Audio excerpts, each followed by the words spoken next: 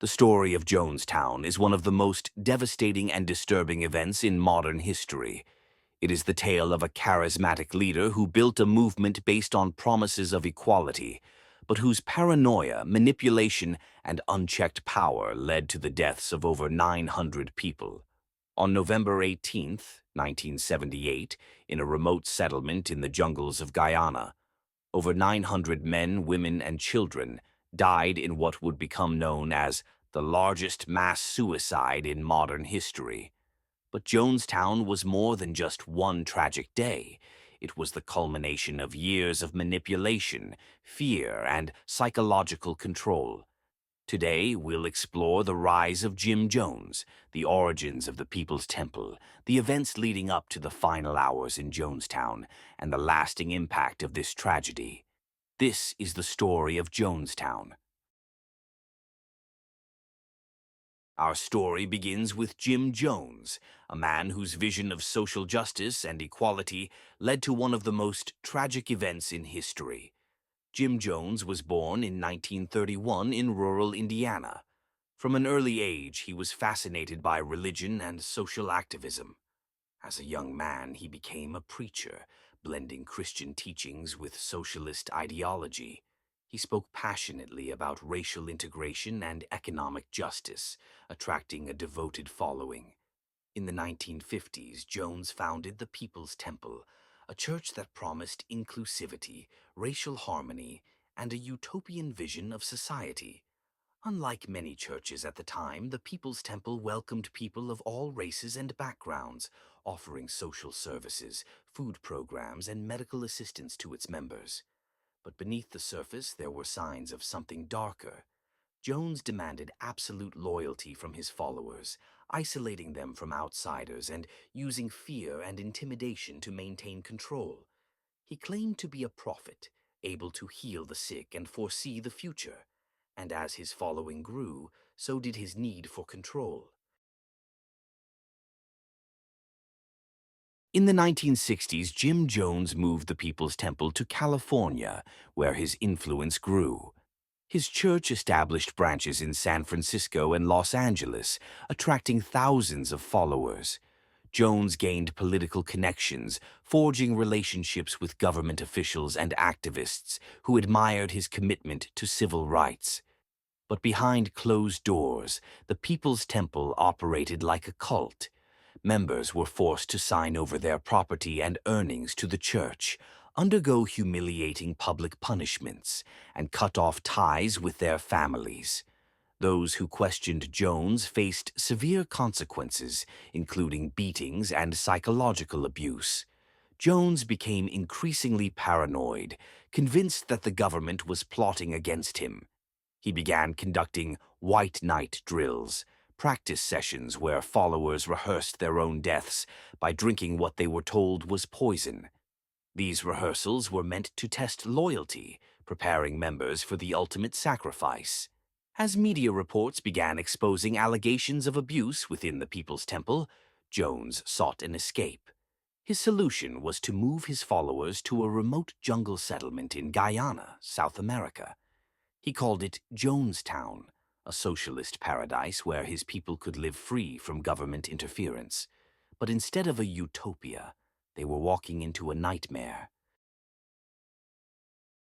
At first glance, Jonestown appeared to be the fulfillment of Jones's vision, a self-sustaining community, isolated from the outside world.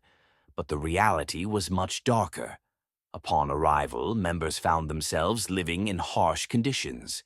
The promised paradise was overcrowded, food was scarce, and back-breaking labor was required to maintain the settlement. Armed guards patrolled the perimeter, preventing anyone from leaving. Jones's behavior became increasingly erratic. He controlled every aspect of life in Jonestown, broadcasting sermons over loudspeakers, keeping members under constant surveillance, and administering harsh punishments for those who questioned his authority.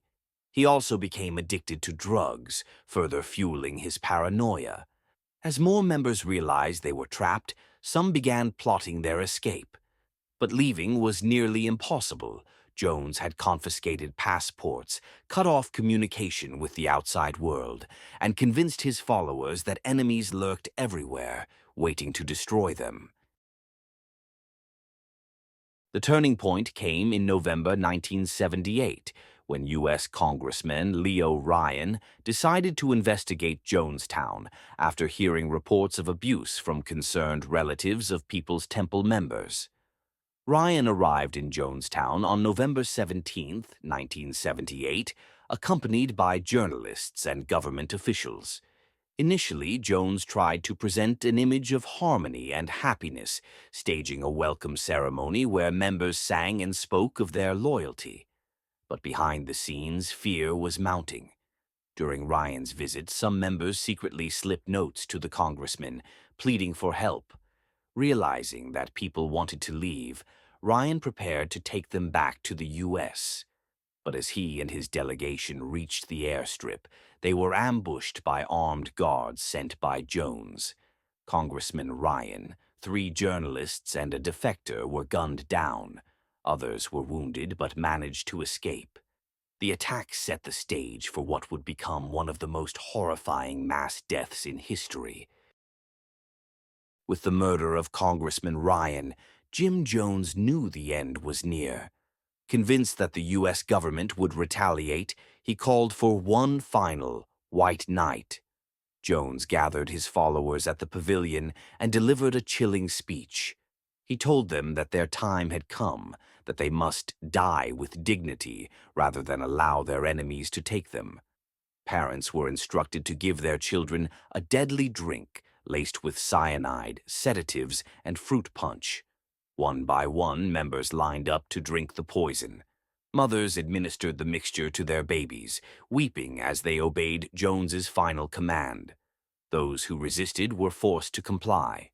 As the poison took effect, hundreds of bodies collapsed across the compound. Jones himself was later found dead from a gunshot wound to the head. Whether self-inflicted or carried out by a follower remains unknown.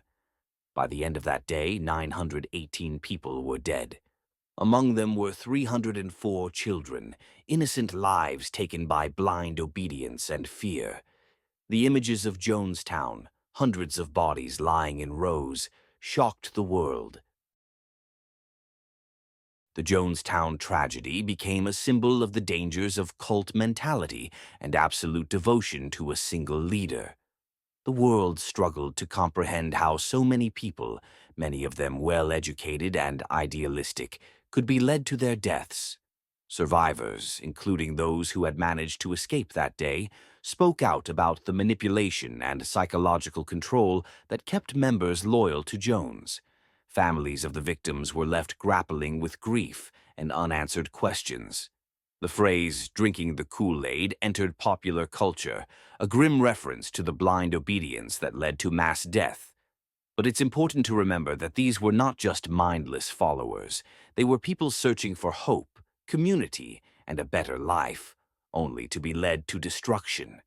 The Jonestown massacre serves as a chilling reminder of the dangers of unchecked power, blind loyalty, and the ability of one man to manipulate hundreds into committing the unthinkable. The tragedy of Jonestown remains one of the darkest chapters in history, a case study in manipulation, power, and human vulnerability. As we reflect on these events, we must ask ourselves, how do we recognize the warning signs of control and deception? How do we ensure that tragedies like this never happen again? Thank you for joining me on this deep dive into the Jonestown massacre. If you found this story compelling, don't forget to like, share, and subscribe for more explorations of history's most shocking and tragic events.